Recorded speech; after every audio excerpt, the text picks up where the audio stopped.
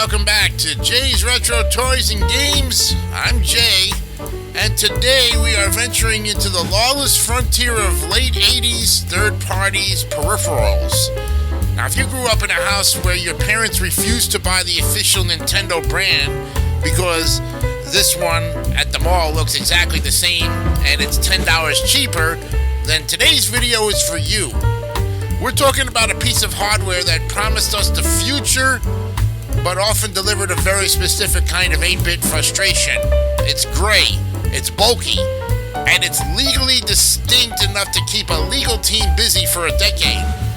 Grab your AA batteries, clear a direct line of sight to your console, and let's dive into the history of the Camerica Freedom Stick. That's what we're looking at today on episode number 123 of Jay's Retro Toys and Games.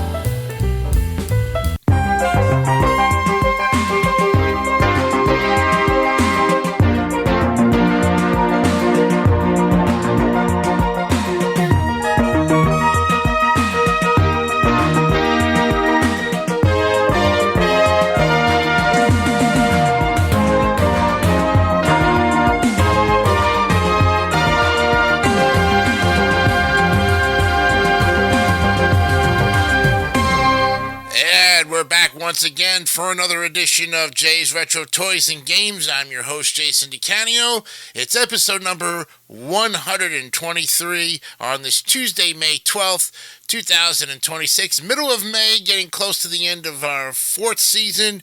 And when we go into the summertime, we'll be in season 5, ready to continue our look at more great stuff from the Retro Toys and Games archives as they continue to bring us great stuff and enjoyment. Well, we've got a doozy of an interesting one for you tonight, and that is the Camerica Freedom Stick. The quest for the cordless dream. Well, back in 1988, if you wanted to play Super Mario Bros. 3 from the comfort of your beanbag chair, you were tethered. You were a dog on a 6-foot leash, and that leash was a stiff gray wire that inevitably tripped your younger brother and yanked your entire NES off the TV stand. The wireless revolution was the holy grail of the 8-bit era, and Nintendo themselves were cautious, eventually releasing the NES Satellite, which was less wireless and more of a giant infrared brick that you still had to plug your wired controls into. It was like buying a cordless phone but realizing you had to carry the base station in a backpack. So enter Camerica, the Canadian rebels of the gaming world. And while Nintendo was busy protecting its seal of quality, like a dragon guarding a hoard of gold, Camerica was busy finding loopholes. They teamed up with Codemasters to bring us the Freedom Stick, a device that promised to cut the cord once and for all. It wasn't just a controller, it was a statement, and it shouted, "I don't need a leash, and I certainly don't need a Nintendo license." It was one of the first truly wireless arcade-style sticks for the NES, and for a brief moment in the toy aisle of Sears, it looked like the future had finally arrived. But the Freedom Stick operated on infrared technology, the same tech used in your TV remote. In theory, this was brilliant. In practice, it turned your living room into a high-stakes game of operation. The Freedom Stick came with a receiver that plugged into the console's controller ports, and you had to maintain a perfectly clear, unobstructed line of sight between the stick and that receiver. If a cat walked past, you died in Contra. If your mom walked by with a tray of bagel bites, game over in Mega Man. The stick itself was a chunky beast, fueled by 4 AA batteries that it devoured with the hunger of a Kirby.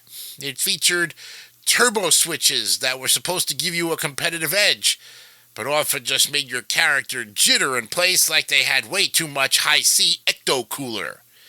But despite the lag and the constant need to sit perfectly still like a gargoyle, there was something undeniably cool about it. You were playing Nintendo from across the room. You were a wizard. A wizard who was constantly shouting, "Move, I can't see the sensor," but a wizard nonetheless. Camerica didn't just stop at the NES. The Freedom Stick was a bit of a polymath, and thanks to its DE-9 standard connector, it could also talk to the Sega Master System, the Atari 2600, and even Commodore 64 home computers. It was like the universal remote of joysticks. However, this freedom didn't sit well with the big N, and Nintendo actually sued Camerica shortly after its release, citing similarities to their own NES Advantage. While the Advantage was a heavy-duty, wired tank of a controller, the Freedom Stick's sleek, some might say legally gray design and wireless gimmick were enough to trigger the legal department. This tension defined the Freedom Stick's legacy. It was the underdog that fought the giant. It wasn't perfect. It was sticky. It was finicky.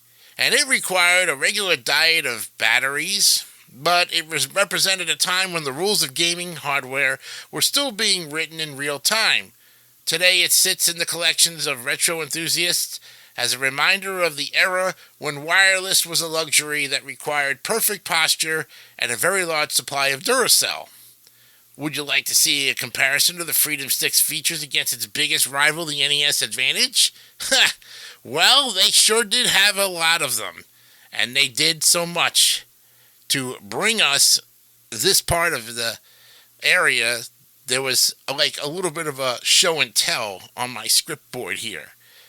So they had the evolution of the wireless game controllers, the Hackaday. They also had the satellite, of course, as you know. And Camerica's the Freedom Stick. Well, that was the one designed and it looked like the NES Advantage, as they say. So I guess you can find them on eBay for an interesting price. Now, when you first held a Freedom Stick, you realized this wasn't just a toy. It was a piece of industrial equipment.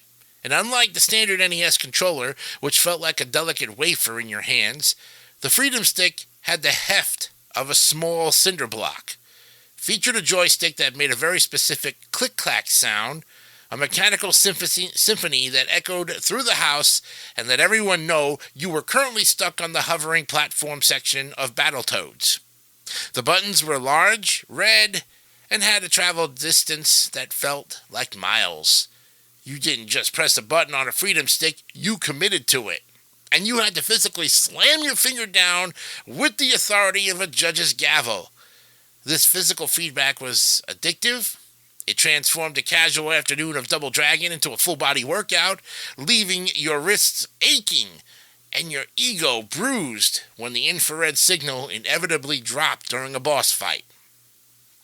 Now, we have to talk about the batteries because the Freedom Stick was essentially a vacuum for AA power. In the late 80s, batteries were the currency of the realm, and this joystick was a high-tax state. It required 4 AA's, which added to its already substantial weight, making it feel less like a controller and more like a defensive weapon. There was a specific sinking feeling that occurred when the little red LED on the base began to flicker. This was the signal that your freedom was about to expire. As the voltage dropped, the lag would increase, turning Mario's fluid movements into a series of stilted, confused lunges.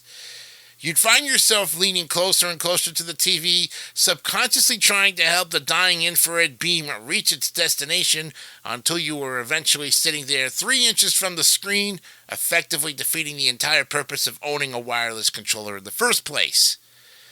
The Freedom Stick boasted independent turbo switches for both the A and the B buttons, which in the 8-bit era was essentially a legal cheat code. In games like Track and Field or Life Force, these switches were your best friends, saving your thumbs from the repetitive stress of 1,000 frantic presses. However, the Freedom Stick's turbo was notoriously temperamental.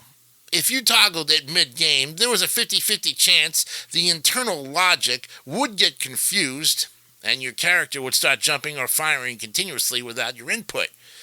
It was like the joystick had developed a mind of its own, a rebellious spirit that decided it was tired of following your commands. And despite these quirks, having Turbo prominently labeled on your hardware gave you an undeniable swagger.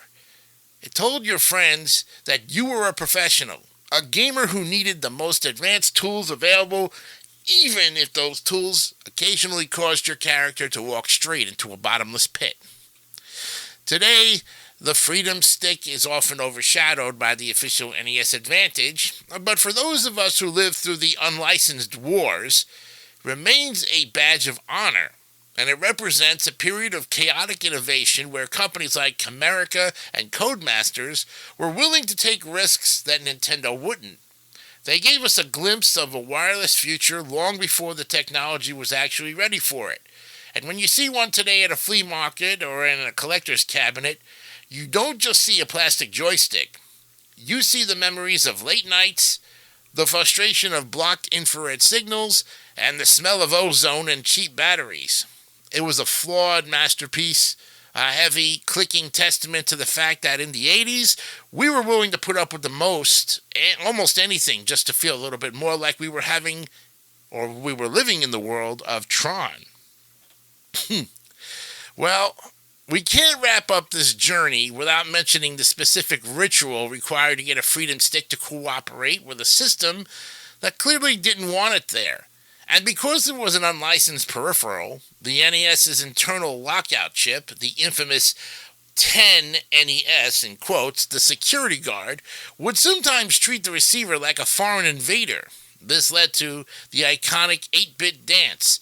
You'd blow into the controller port, blow into the receiver, jiggle the wires, and pray to the gods of silicon. There was a tactile intimacy to the Freedom Stick that modem or modern sleek Bluetooth controllers just can't replicate. You had to earn your gameplay. You had to calibrate your seating position like an airline pilot, ensuring no pillows or stray soda cans blocked your infrared flight path.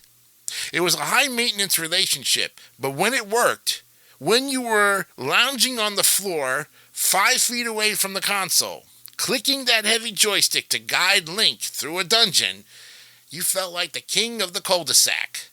It was clunky, it was loud, and it was glorious. And looking back, the Camerica Freedom Stick was the ultimate middle child of the controller world. It wasn't as refined as the NES Advantage, and it wasn't as portable as the standard pad, but it had a personality all its own. And it was a product of an era where more is more buttons, more plastic, more batteries, and more ambition than the technology of 1990 could realistically support. It remains a symbol of the underdog spirit, and while Nintendo was trying to keep the ecosystem closed and controlled, the Freedom Stick was out here trying to give us a taste of the 21st century in a 1980s wrapper. It reminded us that gaming isn't just about high scores or perfect graphics. It's about the gadgets, the gear, and the weird, wonderful hurdles we jumped over just to play our favorite games. The Freedom Stick might be a relic now, but in the history of Jay's Retro Toys and Games, it stands tall as a heavy-duty monument to the dream of cord cutting. Thanks for hanging out in the game room with me today. Don't forget to like, subscribe, and hit that notification bell for more deep dives into the NES accessories. And, interesting enough, what do you think about it? Would you like to explore the history of the Nintendo Power Glove next, or should we look at the Game Genie? Well, we've already looked at those before. We might have to do a part 2 on both of those later on down the line. But what will Thursday's edition of the 124th episode of our show bring us? You got to stay tuned to find out. We'll do that on Thursday's edition. I'm Jason DeCanio. Have a great day. We'll see you on Thursday. Bye for now.